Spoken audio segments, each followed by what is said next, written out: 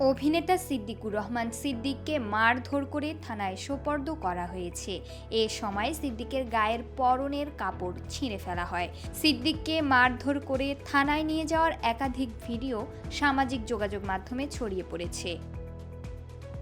মঙ্গলবার ২৯ এপ্রিল রাজধানীর কাকরাইল এলাকায় বিকেল ৪টার পরে এই ঘটনার একটি ভিডিওতে দেখা যায় সিদ্দিককে মারধর করে প্রকাশ্যে স্লোগান দিতে দিতে থানার দিকে নিয়ে যাওয়া হয়। পরবর্তীতে তাকে রমনা থানায় সোপর্দ করা হয়েছে। তার বিরুদ্ধে মামলা থাকলে গ্রেফতার দেখানো হবে বলে জানিয়েছে পুলিশ। এ সময় তারা আওয়ামী লীগের দোসর উল্লেখ করে নানা স্লোগান দিতে থাকেন। সামাজিক যোগাযোগ মাধ্যমে ছাত্র দলের কর্মীরা এই ঘটনা ঘটিয়েছে বলে প্রচার করা হচ্ছে। তবে বাংলাদেশ জাতীয়তাবাদী ছাত্র দলের অফিসিয়াল পেজ থেকে এ বিষয়ে কিছু জানানো হয়নি।